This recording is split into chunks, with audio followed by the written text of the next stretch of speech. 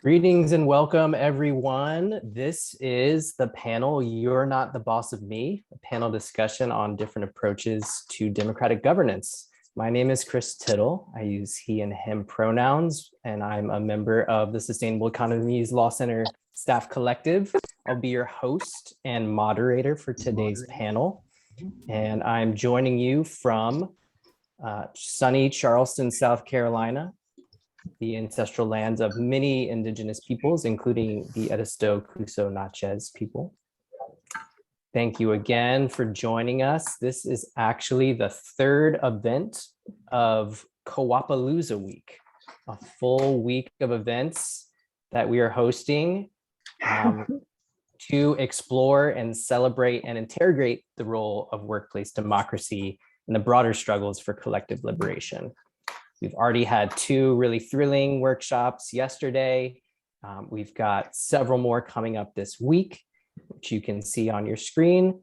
And you can see the full calendar of events on our website. Wenda, if you don't mind just dropping a link to that in the chat, that way folks can access it. Special shout out to our Mix and Mingle on Thursday at 5 p.m. Pacific, 8 p.m. Eastern. This will be more of a participatory opportunity to connect with other folks and continue some of the conversations from today. If you're just joining us and you don't mind muting yourself, that will help our audio. And to make sure, do we have our ASL interpreter here as well? Yes, Robert's here. Yes. Wonderful. I just wanted to check in actually and make sure that the deaf person can see me, everything is clear. Really important to make sure of that. I don't know who the deaf person or people are, but just want to make sure. If you can't see me, please message in the chat and I'll make sure that everything is solved. Thank you. Thank you so much for that. And on that note, I do want to really welcome you to be here as you are. I know there's a lot going on in the world. Really appreciate everyone's presence and participation today, including our panelists who I'll introduce in a second, our American Sign Language interpreters, my coworker Mwenda, who is doing tech support today. Thank you. And to all of the participants for showing up today. I know I was up most of the night with my little one, and so I'm running on like 85% caffeine, maybe 3% sugar, and like 50% genuine excitement for this conversation to learn with you all. That's probably more than 100%, but yeah, that's where I'm at. And I'm sure there's a lot going on for a lot of folks. So I just want to acknowledge that. Also want to give a shout out to some of our sponsors for Co-Appaloosa Week, helping make this happen. I'll say this again at the end, but this is also our annual grassroots fundraising campaign. So if you appreciate some of the work that we're doing, or you get something out of today's panel discussion, join us. Feel free to chip in and help make our work sustained over the long term. And with that, I'm very, very excited to welcome our esteemed panel today. We have representatives from 3 different organizations coming from all across Turtle Island. We have Esteban Kelly, who is not only the executive director of the U.S. Federation of Worker Co-ops, but also a worker owner of Aorta Cooperative. We're joined by Shannon Ellis and Liz Darius, who are co-directors of Compass Point. And from the Sustainable Economies Law Center, in addition to me, there's 2 of my coworkers, Itzel Nuno and Sue Bennett. And I know that we have a lot of wisdom in this room, and so we will get a chance to hear not just from our panelists today, but from other folks in the audience. I know we actually also have Sean from the Community Democracy Project here representing as well, a late addition. We're very, very excited and grateful for your participation. Sorry for not adding you to that panel list right there. So I'm going to offer a little bit of framing and context, and then I'm going to hand it over to our panelists. And we have 3 prepared questions. We'll get to hear from each of the panelists on each question. So it'll sort of be 3 rounds of sharing. And then at the end, we'll hopefully save enough time for your questions and answers and your reflections and wisdom as well. So feel free to put in comments and questions in the chat box as we go, and we'll get to those towards the end of the hour. So with that said, we know that shared leadership is pretty sexy these days. We had almost 200 people sign up for this event without even doing a whole lot of outreach around it. Worker cooperatives, worker self-directed nonprofits, co-directorships, lots of folks are looking for something beyond the traditional corporate hierarchy. I mean, it is kind of hot. Look at all these beautiful people here. And I think it's compelling to folks because it offers us at least a glimpse and often the experience of what another world could be. Most of us know what's not working, toxic and extractive working conditions, leadership hierarchies that reflect and reproduce inequalities along lines of race and class and gender and ability. Many of us have experienced unaccountable boards that make decisions on behalf of people that they don't even know. And on the flip side, there's often dehumanizing expectations placed on people in positions of leadership. I'm on a webinar. And again, a friendly request to mute yourself if you've just joined us so we can maintain the integrity of the audio. Thanks for that. So a lot of us are coming here today probably with a sense of what we want, something different than those conventional hierarchies, but it's not always clear what that actually looks like in practice or how do we get there. And when we do see another organization that may have what we think we want, it's almost always through a rosy-eyed view of what that organization does. And so today we really want to make space for some more transparent conversations on what it actually looks like and feels like to be within a democratic workplace of some kind. Some of us may think we want a worker self-directed nonprofit, but it may be that we actually just want a different executive director. Some folks think that they want a decentralized governance so that they can spread power, but what you actually need is a union to organize on your behalf collectively. So there's a lot of different options out there is sort of my point. And that's why I'm really excited to host this conversation, not because our panelists necessarily have all the answers and can tell you how to create a fully transformative workplace, but precisely because we don't know all the answers. We're all in this often messy, often joyful, but always challenging work of trying to create more just and liberated futures. And we're often trying to embody that world inside our own relationships and practices. But because we still all exist, our organizations, our relationships, even our own sense of self, we still exist within the imperialist, white supremacist, capitalist patriarchy, to President's bell hooks. And so it's my experience that we're always still finding and untangling the ways that those systems show up inside of our organizations, even democratic ones. So what our panelists do have in common today is that they've been practicing some form of shared leadership that's adapted to their context. It's evolved over time. And it's there because it's the best way that they found to fulfill their mission. And there's a pattern, that I think we can learn, that I've certainly learned from observing the land and the natural world, which is that form follows function. A dandelion actually has a really deep taproot so that it can grow back when it's cut down by your lawnmower. And a redwood tree has a really shallow taproot because it's actually entangled in the roots of all its other comrade redwood trees. So they're all adapted to their specific context, and I think that applies to our organizations as well. Our governance should be shaped by our mission and the conditions that we're working in, not the other way around. So lastly, I'll just say that this isn't the nuts and bolts workshop on how to set up a democratic workplace. We do have some of those, and we'll share links to resources at the end. Today we have stories from several organizations who've been on this journey for a minute, stories of what's working for them, what's been really hard, and what we're still learning and unlearning along the way. So with that, I'm going to share the first prepared question, and we'll hear from each of our panelists. I'll invite the panelists to say a little bit more by way of introduction of your organization. And so the first question is, what informs your approach to sharing leadership, and why is it important for you in your organization to do that? So we can start with our friends at Compass Point, if that's okay. Sure. Hi, everyone. It's so good to be in space with everyone.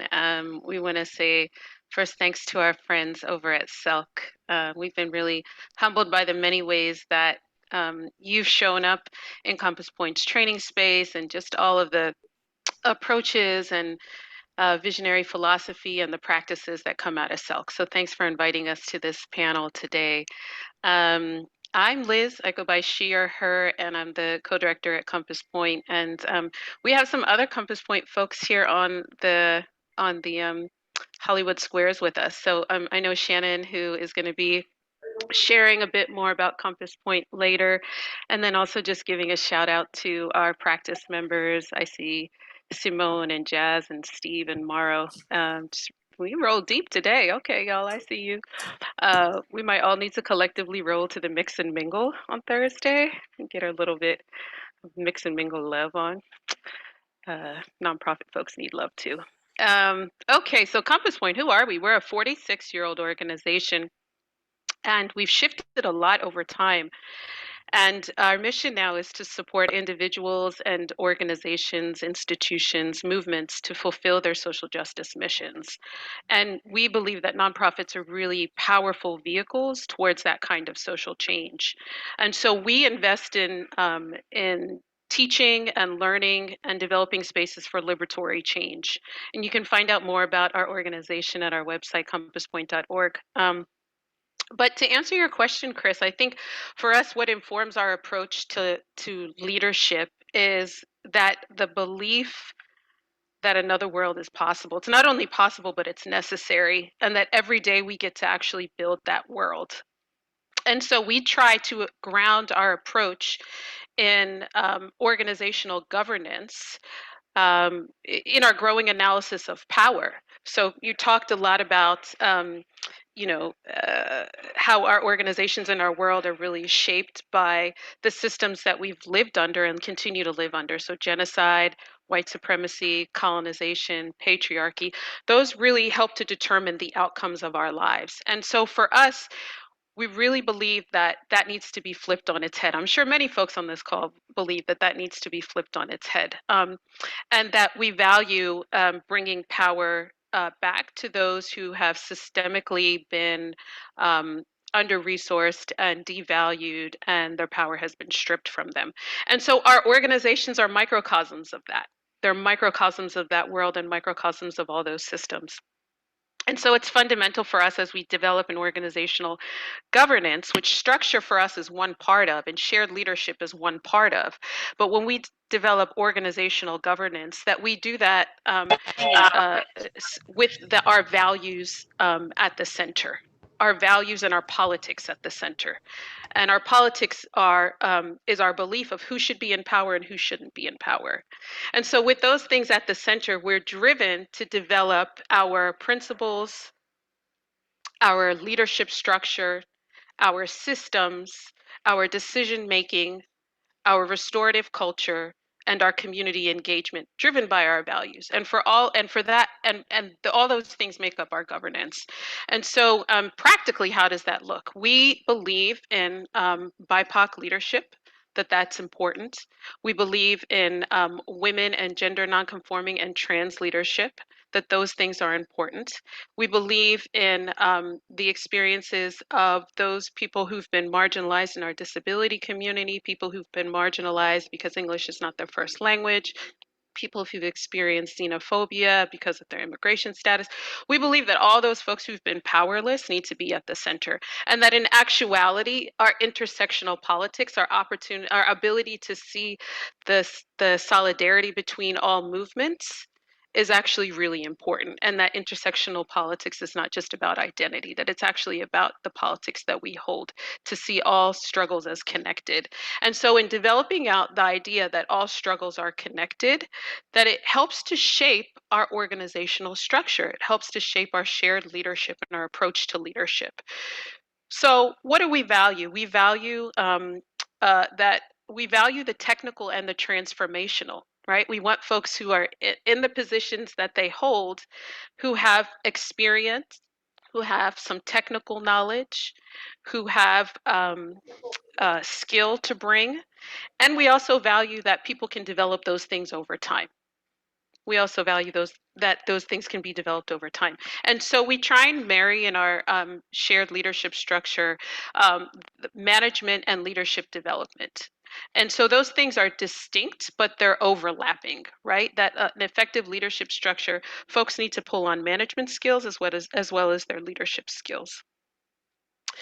We also value in regards to a shared leadership is that we have a commitment to growing leadership, and that regardless of your title, if you are an executive director, co-executive director like Shannon and I are, or a project coordinator, that we attempt to set out opportunities for you to develop those technical skills and those transformational skills so that you can then grow in your leadership.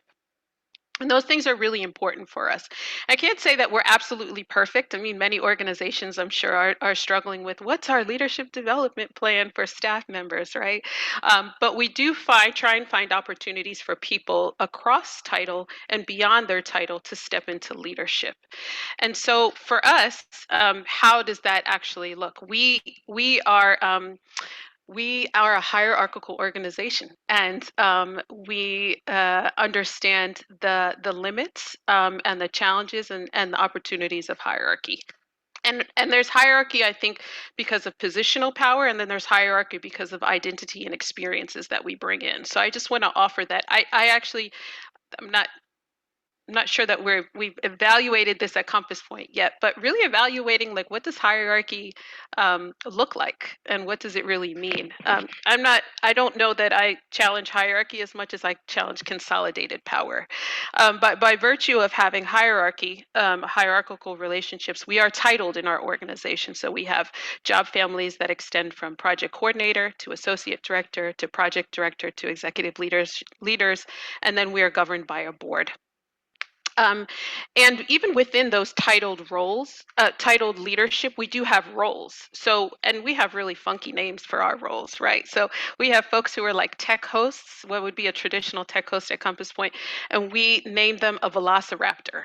I don't know why we named them velociraptor, but it sounds cool. But really, essentially, what roles do is that they fulfill the purpose of the organization. So we have many roles across the organization that help to energize the work that needs to get done. In addition to that, we're structured around 3 circles with distributed leadership. So we have folks who are project coordinators, for instance, who may hold less positional power, who can make decisions on various topics within their circle, some of the same decisions that an executive director can make, right? So for instance, we just brought in a hire. We just hired a project coordinator, and I had to step all the way out of it and trust my staff, and I did trust my staff to really bring in someone. And we have a really great person who came in. But traditionally, some of the hiring, decisions get made within HR. They get really siloed. And for us, a practice of distributed leadership is to actually make space for people to practice consensus decision making within our circles. So I can talk more about the structure, but I think essentially what I want to support folks in walking away with is that we are constantly grappling with power as part of our shared leadership structure. We're constantly grappling with management. We're constant with the idea of management. We're constantly grappling with the idea of support and accountability. And those things, I think, are healthy grapples. They're healthy grapples because they helped us to build the organization that we really want to build.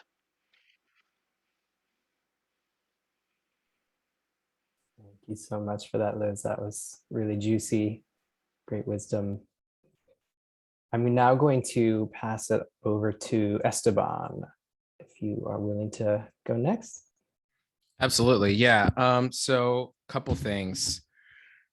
Because the conversation is about leadership and really power and management, I need to invite a little context for my workplaces, because I am representing both of them in the conversation.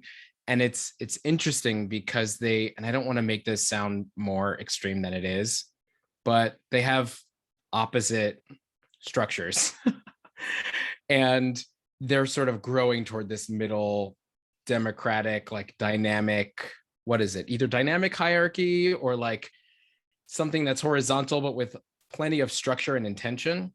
And so there's this, it's interesting to see this convergence in how we're living out democratic values and principles from both of my workplaces. So I'm one of the co-founders and a worker owner in AORTA, which is an acronym that stands for Anti-Oppression Resource and Training Alliance.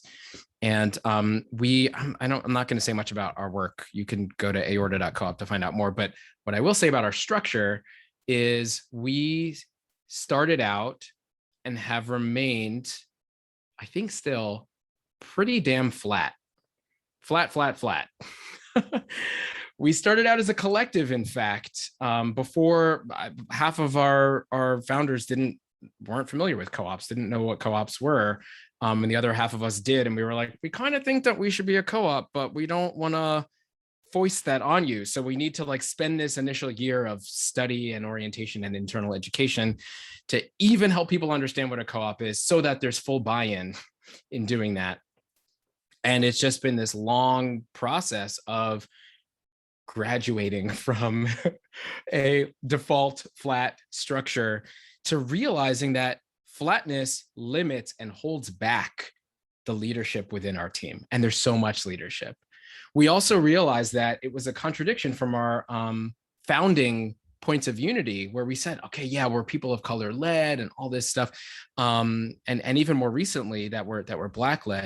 And then we realized, well, when we have an explicit, overt flatness, it actually flattens and suppresses the voice and the leadership for people of color, including myself. And so we had to have those internal conversations and grapple with that and be like, okay, there's something else that's going on here. Yeah, if we're going to make a decision, we're making sure that flatness means we're accountable to each other.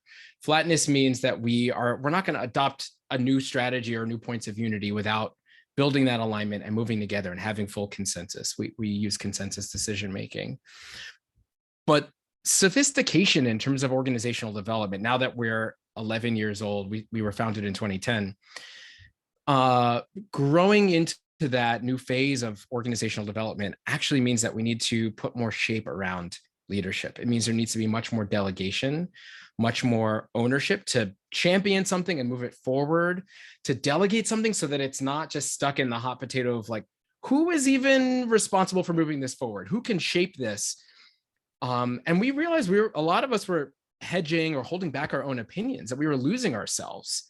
And that becomes doubly true for folks of color and quadruply true for Black leaders, even in a cooperative setting where we share values and politics for the broader world. When you're in that smaller, intimate space of navigating power and choice and strategy and management in a smaller space, that it needs much more shape and intentionality. And otherwise, some of those dynamics that Liz was starting to tease out, they show up in the workplace, whether that's, I don't know, transphobia, when the classes, whatever the things are that people are like, oh yeah, I didn't notice this thing because of ableism. And so unintentionally, I created all these barriers to people with disabilities in different ways, even internal to our co-op. So that has been, we're not done with it, a long, slow process of just starting to be similar to how I was just saying that we had to do a lot of work internally to catch people up on what cooperative models and structures were. We're doing that again around management, because management's it's a dirty word in a lot of co-op spaces, right? Or a lot of people who come from movement and come from collectives. And even the idea, management implies that there's a hierarchy. And there was a couple of years where I was on I was on a leave of absence to focus on my role at the Worker Co-op Federation. And I came back to Aorta and I said, hey, everyone, I'm part-time here. I was gone for a year or two. I don't know, I need a manager. And everyone was like, what? We don't do that here. And I was like, okay, well, we can try it your way. And then we spent a year fumbling around because I needed a manager. And it was like, oh, right, you're part-time, you're managing a whole other work. We need somebody who's like just telling you, curating, what are the meetings that are important for you to show up? Where are decisions happening? How does power flow in different ways? What's an opportunity for you to not just, in other words, democracy isn't just the moment where we're saying the proposal has all been drafted up. We've circulated a Google Doc that's 37 pages with all the footnotes and now weigh in on our poll or our decision-making moment. Democracy means that you're brought in early on in the process to even identify what is the problem, to offer feedback about, is this the right problem? Are we articulating the problem in the right way? Or are we missing stuff here? And that at the end of the day, if it's the moment where we're finally going to make a consensus decision anyway, often that's not the place where my voice was most valuable. So we're still figuring out a lot of things about our structure around mutual accountability, around shared management and leadership, creating intentional spaces of dynamic hierarchies, to have a project manager, to have someone who's coordinating some of our work around organizational change and development, assessing some of our internal management when conflict and tension come up. I think especially for an organization that's that has a fairly flat structure, like how do you navigate HR, let alone compliance? How do you navigate the fact that some people have more management? Several of us either are or used to be executive directors in former workplaces. That looks really different when you're taking on fiduciary responsibilities. And some people are like, yo, I know a liability when I see, from a million miles away. And other people are like, wait, what? But we have equal power. Right. And so those are all the kinds of things that come up. On the other side, I'm an executive director with the Worker Co-op Federation. And for context, our staffs are about the same size for both of my workplaces. And we're sort of in this longer, and we're taking our sweet ass time, which I think is smart, longer process of transitioning to increasing democratic management inside of our workplace. And it's important that we do have a hierarchy. A dynamic hierarchy, an accountable one, but a hierarchy that nonetheless has a lot of space for workplace democracy within it. Why is that important? Well, we're not a private business like Aorta that's like going and doing our thing. We are a grassroots membership-based organization that was founded by our members, founded by worker cooperatives, some of the CDFIs and development organizations that support cooperative development, including SELC and a bunch of you who are on the call. And so it's not actually up to the 15 people on our staff to be like, well, we're going to design everything about our strategy and our programs and our priorities. It's like, no, we're accountable to a board of members who are elected by members, 100% of them. We don't appoint them. We don't, grab people off the street and say, well, you're the person we want on the board. It's out of our hands. And if our members, let alone our board, we're trying to hold all 15 of us accountable in that way, it gets lost in the sauce. So it's helpful to be like, nah, we're holding Esteban accountable. Whatever you do, you figure out your management stuff. If y'all want to add another staff day off, if you want to change your paid time off policy, like you deal with it, right? So then I am in an interesting position, and maybe I'll wrap here because I know that we're trying to invite in all these stories. In this interesting position of trying to negotiate what are the needs of our staff as workers who are engaging with our workplace as such, the conditions of the day-to-day, versus our organization, which is about our mission, our purpose, how we are leaning into whatever historical moment we find ourselves in to move forward, to carry forth the sort of priorities and the needs of worker cooperatives and all the other democratic workplaces in our membership.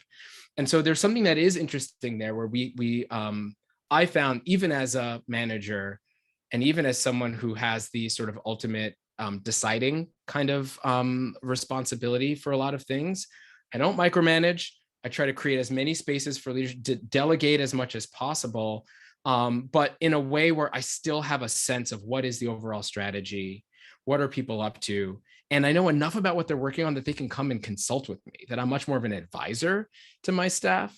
And it doesn't matter how junior you are, how new you are, whether you're a coordinator or a manager or a director level staff, that everyone has decision-making over something.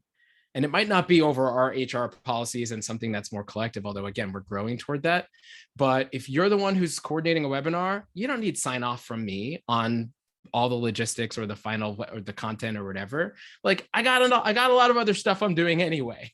So there's a natural sort of prioritization that happens, and a lot of there's a lot of tools out there. We found that it's been helpful to use the Darcy model. It's an acronym that stands for like decider, accountable, responsible, consulted, and informed. And it just makes it clear on any given question or program or topic, like who holds what level of responsibility.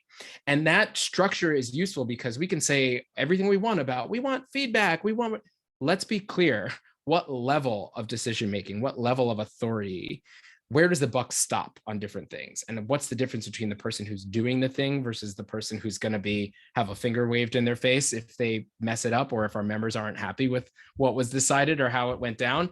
It might not be the same person so all of that stuff is clarified by, there's a lot of different tools out there. That's one of the ones that we use around decision-making and power, even inside of our workplace. And we've built out and lean into our leadership team of about a third of our staff are director level staff. And so that's where a lot of that collective decision, I consult with them a lot on the direction that we're moving in. And I think it helps to just have buy-in for the different kinds of policies or directions that we're taking.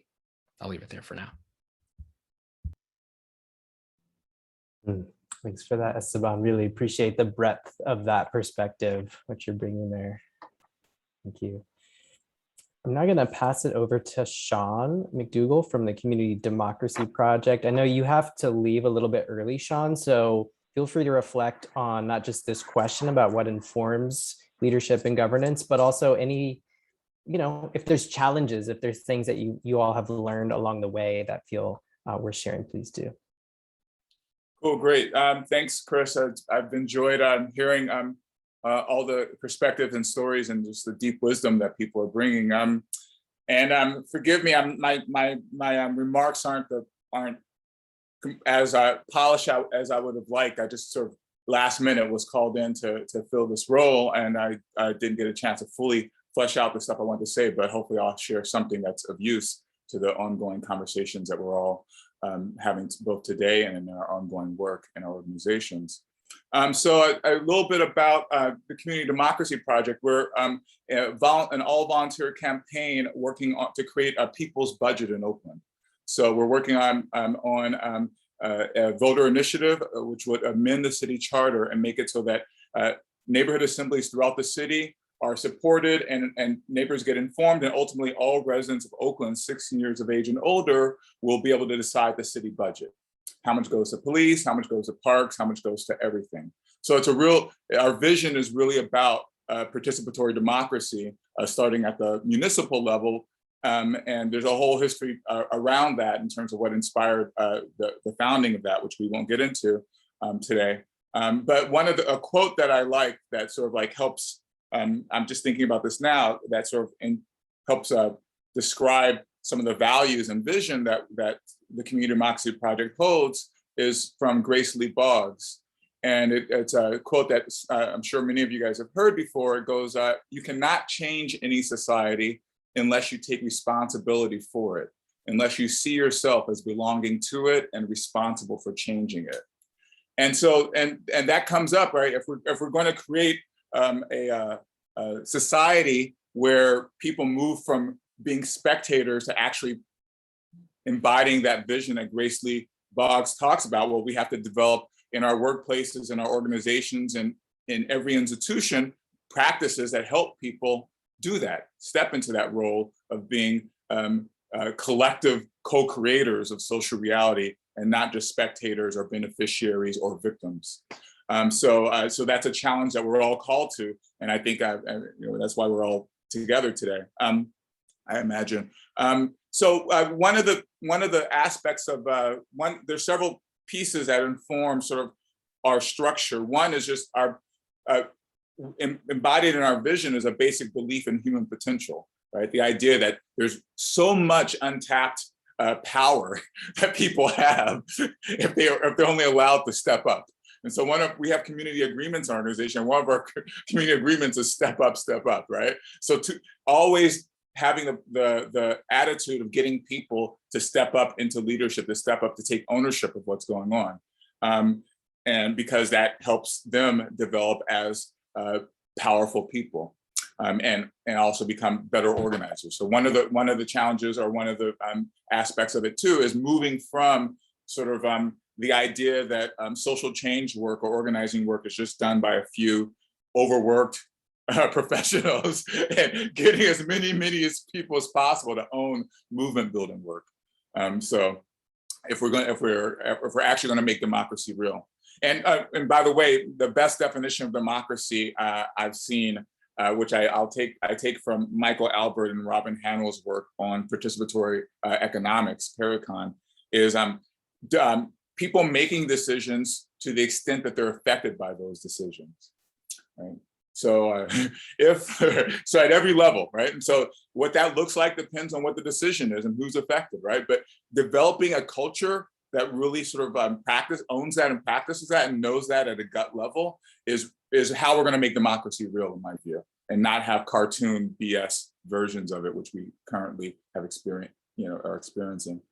So human potential, volunteer commitment, right? We're a volunteer-led organization.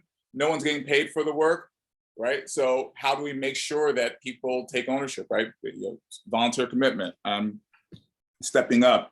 Also the resilience of decentralized movements, right? So the idea, like right now we're not a threat, but once we get on the ballot, we will be a serious threat to the status quo, right? Anyone who's invested in, whether you're a big real estate developer or you're the police union or whoever's invested in the benefits that they get from the way the system works, will find us a threat once we actually are within a striking range of changing the city charter. And so we don't want our movement to be dependent on a few charismatic figures or a few, right? It has to be really decentralized. So if someone gets taken out or gets sick or whatever, right?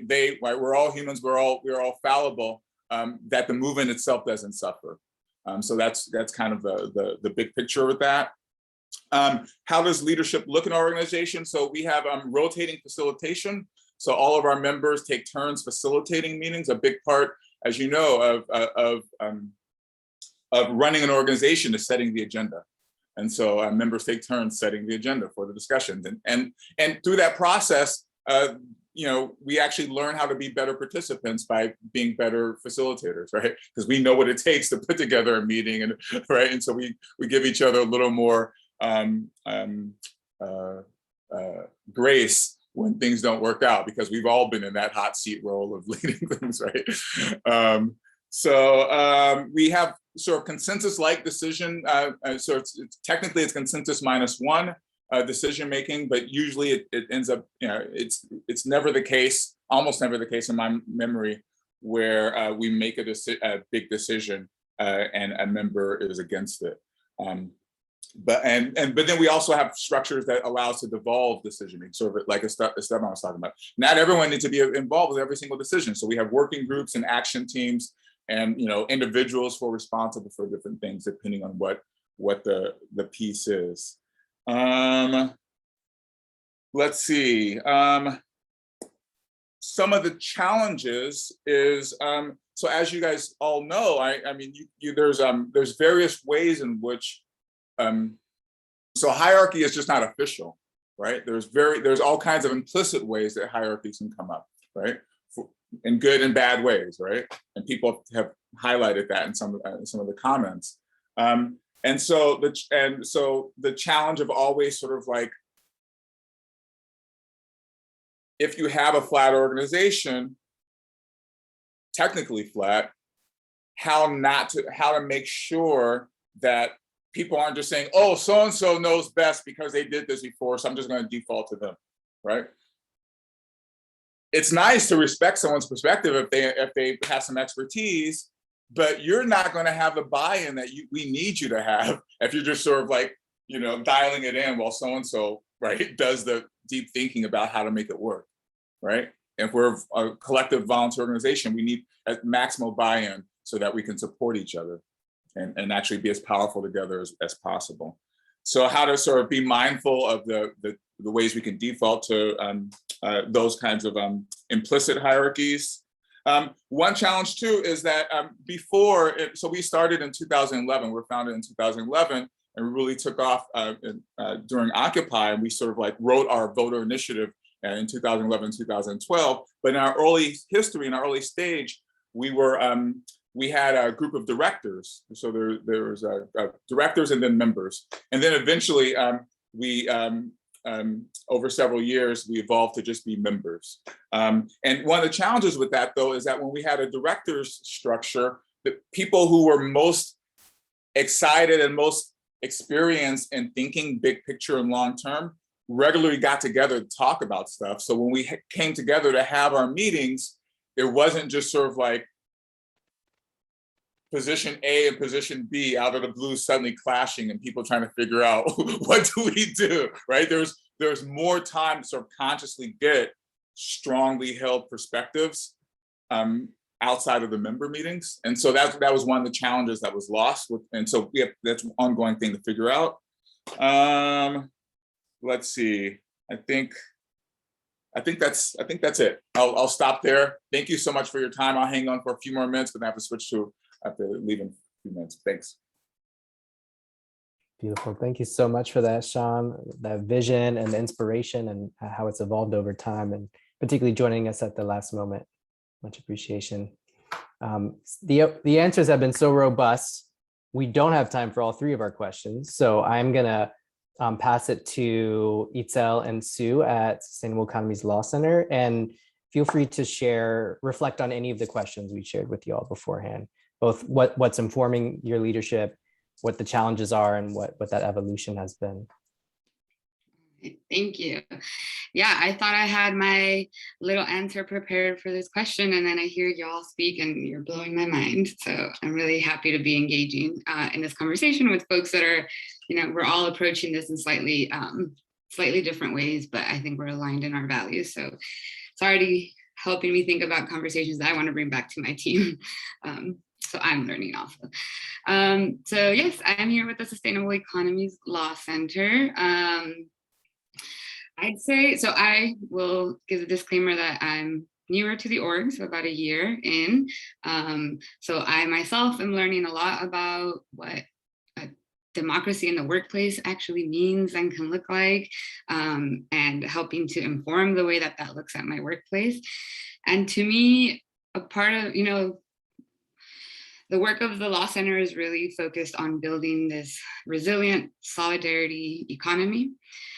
We do this in various different ways. We engage with law, with land, with labor, and we're always really trying to think about how do we move from this extraction, exploitative economy that several of us have spoken to. We know what we've been dealt, but where is it that we actually shift to create these more resilient economies that truly can meet the needs of the people within them. And so when it comes to our labor work, that is in part why we lean heavily on this notion of worker-owned co-ops and worker self-directed nonprofits.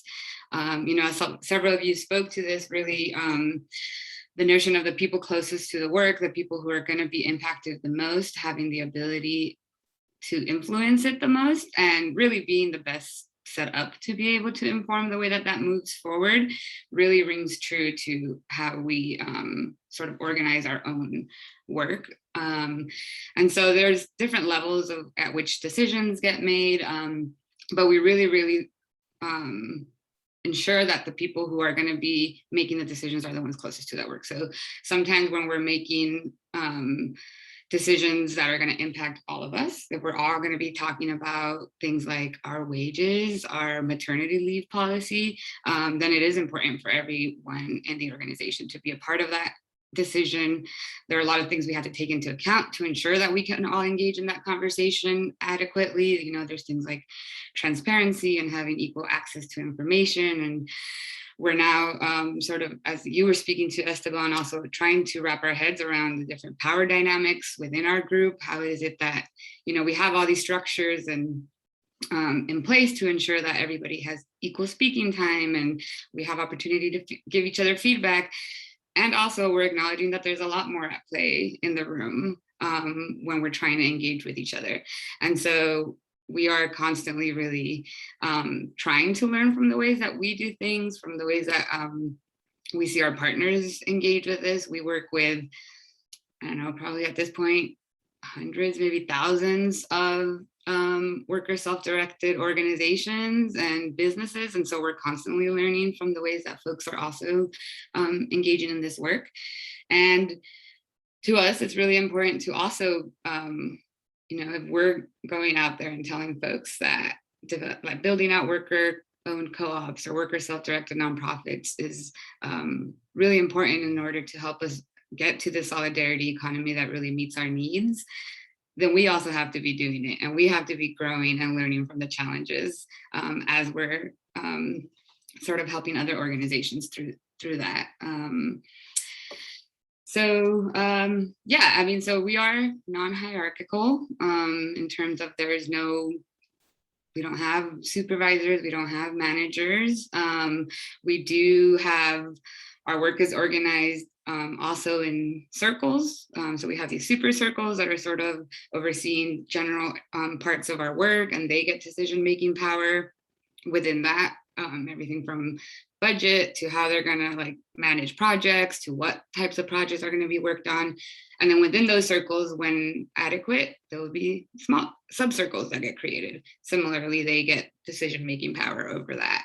And we also have roles within the organization that are operational roles that we all will rotate through. So there's things like, helping to manage our grants or ensuring that we're doing our team retreats or whatnot. So we have several of these roles that sort of impact the organization as a whole, and we're all expected to participate in a handful of the operational roles. Depending on what they are, they get switched out. There's, again, different training that happens to really get onboarded onto those roles, but we're all playing a role in our specific areas, our project, and also sort of what helps to keep the organization running. So I, for example, came in and joined our conflict engagement team as soon as I entered the organization, which was a pretty bold move for just getting to know a lot of my coworkers. And this is the team that essentially is sort of tasked with supporting when there is conflict. We, step in, help mediate, things like that. And this has been a super, super useful experience for me, because I've come to understand that conflict is expected to happen when we're coming together. We have different backgrounds, different experiences, different levels of expertise in different areas, and coming in together to try to make decisions. I think it's healthy for us to actually be able to communicate when there is conflict, and to have also the structures and resources in place for engaging with it properly. And I'll say that has been also really helpful in just learning what it takes to co-steward an organization, really leaning into this and understanding sort of like what are the relational dynamics that are going to impact the democracy of our work, of our workplace. And so I will say we're constantly learning. Our organization has recently grown a lot and changed. We have people from different backgrounds, different, again, expertise. And so it just, again, it's going to impact the way that we decide to structure things and the way that we decide to collaborate with each other. And it's been, as somebody who's newer, has been insanely empowering to walk into a workplace where I already know how much power I hold by just being an individual in this organization. Being able to have a say in things around like my wage, for example, is very new to me, and very empowering. And I will say, to Esteban's point, again, there are also, being a democracy isn't putting a proposal in a Google Doc and getting everyone to vote on it. It's ensuring, like, what does it actually take for people to be able to step into this leadership? It's not just you tell somebody like, hey, you're here, now you're a leader. For some of us, that's different. For some of us who haven't had that experience at all growing up, it is not as easy to just step into the room and be like, well, this is what I think. And especially in an organization that's been running for many years before I got here. I haven't been a part of all the conversations that have informed the organization to what it is today. And so I say that, these are some areas that we are learning a lot in. For me, being a part of the conflict engagement team has actually helped me a lot in sort of being able to identify, well, if I'm feeling a little bit of this tension, if I'm feeling a little bit like it's a little bit harder for me to step into a certain conversation, then maybe others are, and maybe this is not a me thing of like, I have to just learn to grow into this power, and it is, what do we need to do as an organization to address this? So yeah, I went all over the place. And let's see, what else was I gonna say really quickly? Okay, I'll leave it at that. I don't know, Sue, if you wanted to say anything for now. Yeah, I'll jump in really quick here, and that is just to piggyback on what your last point was. So, like, having worked in nonprofit organizations for about 25 years, or about 20 years when I came to the Law Center about 5 years ago, I'd done a lot of understanding of shared leadership and leaderful organizations, and but it's something different when you really actually truly have all the responsibility. And I remember this very distinctly. Chris was there early on in my time at the Law Center, and I was complaining about something, like you do to your coworkers. And Chris and a couple other people turned to me and said, well, make a proposal. And I was like, what? And they were like, it doesn't work for you. There's something, it makes your job harder. Like, make a proposal to change it.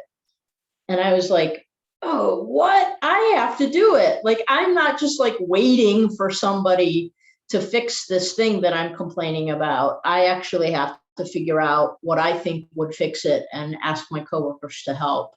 So there really is a long onboarding process for the to work at the Law Center. It's like 6 months. So all the HR stuff, we can do that in a day or two or a week or two, and I can teach you how to use your computer. But how to actually do what Yitzhak was saying, step into the role where you're actually stewarding this organization with the rest of us, takes a long time and a lot of peer mentorship to do that. And that, I'll leave it at that for now. Thank you both. Probably should have seen this coming. It was very ambitious to have 3 questions and rounds. But this has been so brilliant and insightful even for me so far. So just thank you all for that. So I think what we'll do now is maybe just do a sort of final popcorn round from our panelists.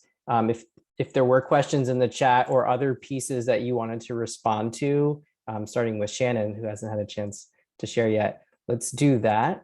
And we had a number of questions just tracking sort of around decision-making models, around addressing conflict, and thank you all for adding resources in the chat to respond to that. So yeah, Shannon, feel free to speak to any of the pieces that you are feeling called to at this time. Sure, thanks, Chris, and it's great to be here with everyone. I'm Shannon, co-executive director at Compass Point. Excited to be part of this conversation. Bringing in the end here. I think I'll speak a little bit to the evolution piece, because I'm sure there's folks on this call that are thinking like, well, how do we shift? And as Liz shared, Compass Point is a 45+ year or nonprofit organization. So we definitely had to go through some evolution. And I think what I would highlight is that one of the opportunities for that evolution was in a time of transitions of staff and in time of leadership transitions. For an existing organization can be a time to step into some reimagining of your structures. And it can be a tender time to do that. And it takes a fair amount of courage to do that. So I'll just share briefly for Compass Point, and we're in another leadership transition now with Liz and I newly stepping into these co-executive director roles. But back in 2015, we had some staff transitions that opened up a question of like whether the the sort of familiar management team structure was working. And so that became an opportunity to really step back and think about and do some study on some of these other models.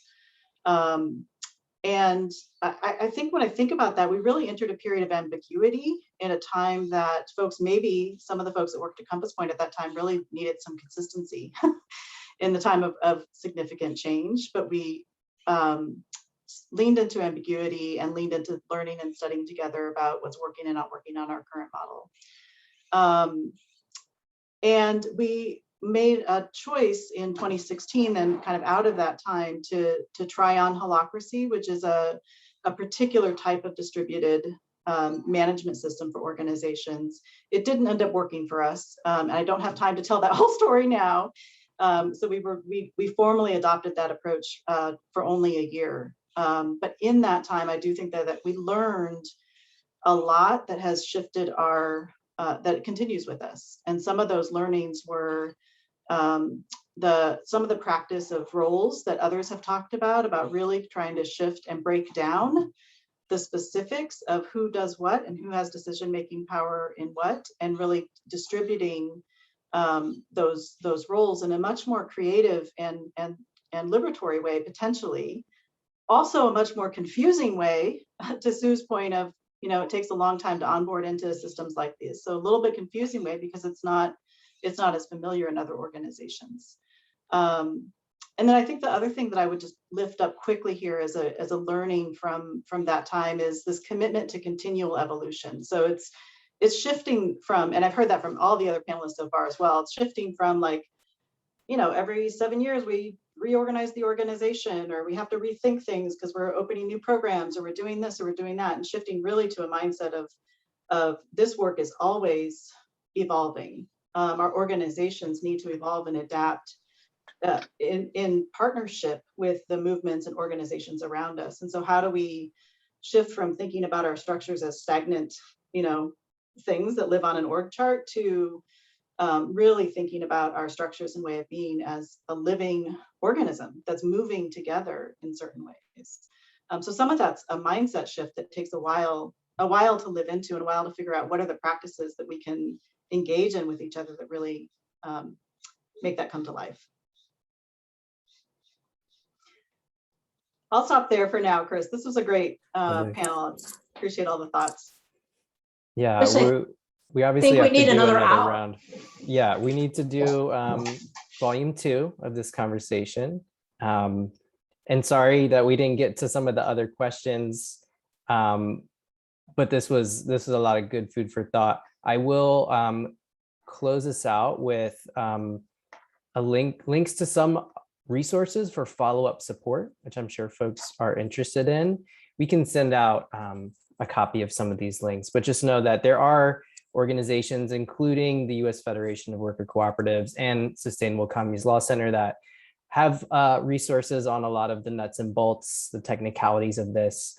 You can sign up for one of our Resilient Communities legal cafes if you want more on-the-spot support for your organization. I know the Federation also has the co-op clinic and the School for Democratic Management, which has a lot of great resources.